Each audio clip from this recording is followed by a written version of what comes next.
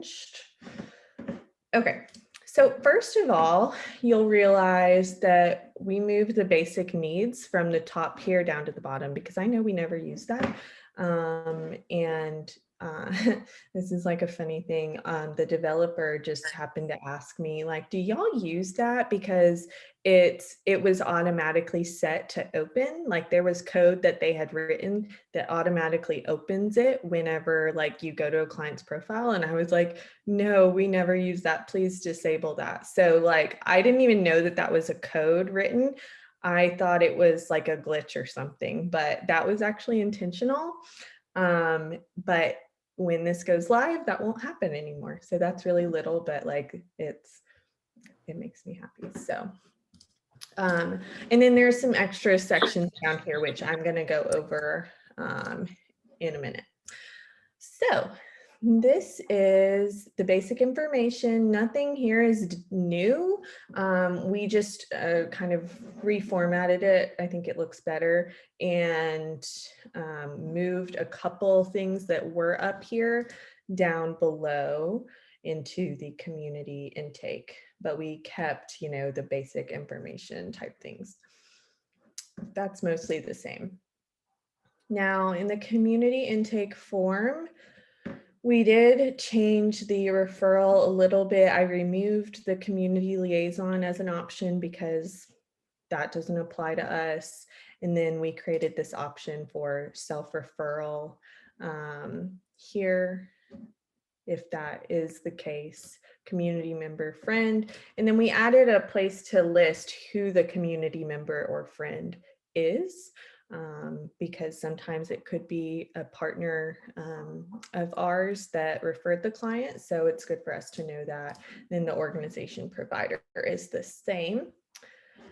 This is the same, but we just changed the formatting to make it, to make the assessment seem a little shorter. We changed a lot of the options to be horizontal as opposed to vertical.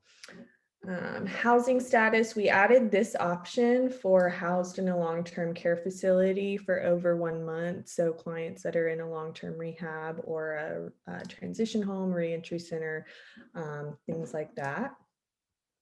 We added these, these are the same, how many people reside in your home and how many are minors, but we did add this where you can list who those people are. Essentially, this is information you get anyway on the TANF form. So this is just a way for us to transpose that into here and keep that data in the system. Relationship status, we moved from the basic info down here. And then we also moved this LGBTQ question and reworded it just to be more inclusive. I researched like inclusive language, and this is the language they recommended. So this is what we went with. And I also like the placement of it better to where it's not just like the very first thing you ask. We intentionally kind of started with the housing because I know that that's usually one of the first things that comes up anyway. So we tried to arrange it all in order of how things naturally come up in a conversation with a client. So you'll notice that and hopefully it'll be good wording. Now we are going to change the wording here. He hasn't put that in yet, but we're going to change the wording of this number 4 on housing because this is really difficult for clients to obtain. So let me see, I can read you guys what it's going to be. So it's going to say client has permanent housing that is less than 30% of their income and is current on payments. Client has minimal livability, safety, or maintenance issues. So we feel like that's still representative of what stability looks like, but for a client to pay rent on time for 3 months, that's difficult to attain for some clients. So we thought that as long as they're current on payments and that the rent is less than 30% of their income, that would be considered stable. Okay, all of this is the same, the safety, and then we added safety to be right after the domestic violence question and also right after housing, because those two kind of go hand in hand. Um, Employment status are all the same. These are all the same, just we rearranged some of these questions to be throughout and to go with the correct section that they kind of relate to. We also moved the question of veteran status down here. Then social security card and birth certificate are the same. So these three questions, so we did kind of build this out a little bit, and this I think is going to take a little getting used to, but I think it's going to be a lot more specific and a lot better for our data keeping purposes. So we're breaking the household income question down into three different questions. So there are two different types of income. There's earned income and unearned income. So those are the first two options here, asking the client, what is their earned income? That's from employment before taxes. This is actually the amount that is asked about on the TANF form. The TANF form, as you all probably know, specifically asks what is total household income earned from employment. So that amount is going to go right here. But in addition to that, you're going to ask the client if they have any unearned income, such as SNAP, cash assistance, unemployment insurance, child support, etc. And then you'll be able to check down here what the sources of income are. I know this is the same question, but so if they receive any of these sources of income that other than employment, that amount would be represented here in the unearned income. And then this one here, you're just going to combine those two amounts. So hopefully it's straightforward. Probably will take some getting used to, but it's going to be super helpful for our data keeping. And that's all the same. Driver's license, transportation, that's all the same. Okay, and then the children questions, do you have children under the age of 18? Number of children, and then custodial status. We're going to change this up a little bit too. As you can see, the formatting was already changed, but this was an idea of Karen's, which I think is going to be a lot better for everybody. So hopefully it will be. We are actually going to list the options of foster care, protective services, supportive services, custodial, and non-custodial. We're going to list these 5 options only. And then based on what's selected, the outcome options are going to pop up. So that should be a lot more straightforward of making sure that you're selecting the correct outcome based on the case type. So I'm hoping that's going to be user-friendly and helpful for everybody.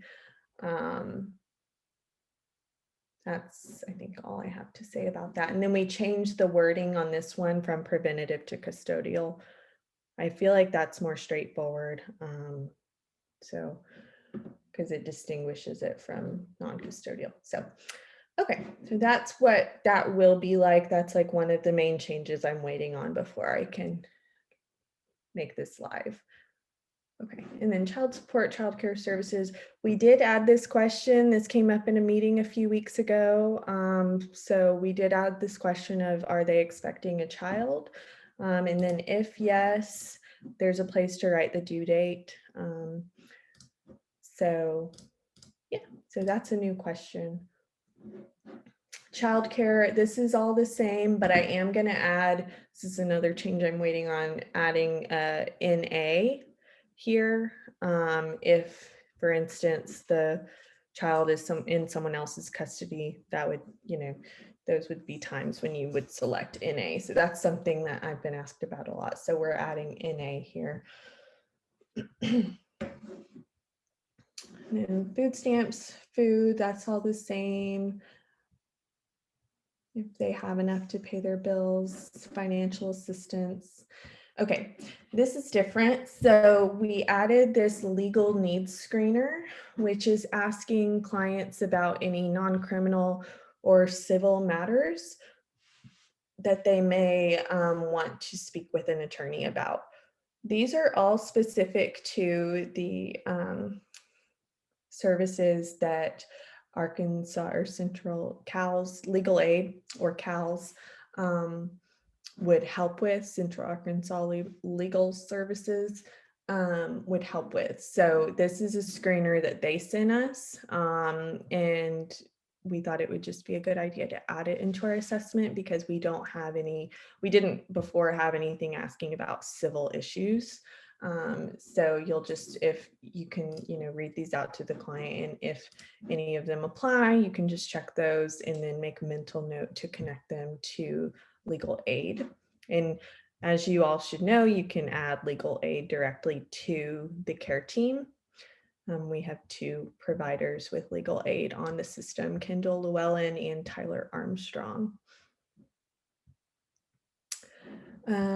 Criminal history screener. These are the same questions, but I kind of changed it up a little bit. And we did add a question about a misdemeanor, if they've been convicted of a misdemeanor, because we didn't ask about that before, but I felt like we should. So, and then if they select yes to any of these 4, these questions below are going to pop up. How many times have you been to jail, prison, arrested, most recent conviction, most recent release date. And then there's a separate question asking if they're on ACC supervision. And if yes, these other questions are going to pop up. So I kind of split it up based on what questions go with which things. So hopefully that'll work well. But if you have any feedback on this, please let me know. That is the same. This is all the same. This is the same. We are going to add at the end of this, if applicable, because I know there may not be people that need mental health services. So we're just going to add they're attending regular sessions if applicable. So these 3 questions are new, and they kind of are replacing our other questions about substance use. So in the past 12 months, how often have you had 5 or more drinks for men and 4 or more drinks for women containing alcohol in one day? And they'll be able to say one of these options. And then in the past 12 months, how often have you used any prescription medications just for the feeling more than prescribed, or that were not prescribed for you? In the past 12 months, how often have you used any drugs, including marijuana, cocaine, or crack, heroin, methamphetamine, hallucinogens, or ecstasy/MDMA? So those will be the options. And then based on this, you should get a pretty good idea of whether they need to be connected to substance abuse treatment, at least for an assessment. I would say if they select, use your best judgment, but there's actually a whole assessment that can be done online, and it'll tell you what type of treatment they need. But I wouldn't expect you all to do that. But basically, if they select either one of these at all, I would send them in for an assessment. And then this one, use your judgment. So probably if it's monthly, one of these 3, I'd send them in for an assessment, or maybe even these 2. But use your judgment on that. Okay, recovery. These are all different. All of these options are different. So I think I read them out last time. I'm not going to read all of that because we're short on time, but I'll send this video out and you can pause it here if you want to read them. These are all the same. Oh, we added WIC, women, infant, children. So if it's a pregnant woman, or I believe it's a child under 3, they would be eligible for WIC. So now you'll make sure to ask about that. Disability question is the same. I We got a added. question. I have a question. How about it was the man that signed up, but he have a young child? Could he say yes to that WIC answer, or would that only be a female's? Yeah, I think it would be on a female because if the baby haven't been born yet, there's no way to really track that down through him or through them. Yeah, if the child hasn't been born yet, no, but I believe men are eligible for WIC even if the child has been born and it's in like his custody, because it gives them like diapers and formula and things like that. So I believe men, if they have a child under 3, are eligible as well. But if the child hasn't been born yet, then they wouldn't be. Okay. Yeah. All right. Okay, and then we added these questions. Do you know if you are affected or at risk by HIV/AIDS? And if yes, do you have a physician that is providing your care? And then also, have you ever been diagnosed with hepatitis C? We added these questions. So, and the reason we added these is our care requested that because they actually provide services for people who are at risk or affected by HIV/AIDS, in need of physician, or if someone has been diagnosed with hepatitis C. I believe our care has a program specifically for those individuals. Because if they have been, they're going to be at risk for multiple different things. So we added these questions specifically to connect clients to our care if that is a concern. I don't believe our care is in Western Arkansas. Noah, is our care in Western Arkansas? Yeah. Oh, okay, great. I wasn't sure. So yeah, but I'm sure, any hospital or any medical provider would also be able to provide services there. I would just make sure that they've talked to their doctor about it. Okay, these are all the same. On the dental, we are going to add in this stable category. Let me see. I have my other document next to me. We are adding in this 4 category, or client has no dental issues. So essentially, if the client doesn't have insurance but doesn't have any dental issues, you'll be able to select stable. So as long as they don't have dental issues, because dental insurance is actually a difficult thing to get. Okay, so this is going to be the end. We're also going to remove these 2 options because if a client is thriving or inactive with no follow-up, you're just going to fill out a discharge note. So we don't need those 2 options. Okay, so that's the end. Now let me go down here to show you where a couple other things are. So we moved the reassign client function down here to its own section because I know for some reason we reassign clients a lot. And when you do that, you have to submit the whole intake, and that's not really good because then it shows that you've submitted a new intake when really all you've changed is the reassign. So we just moved that, so it'll be the same exact thing. You'll just reassign down here. And then this connections is live. This is live currently. You've probably noticed it.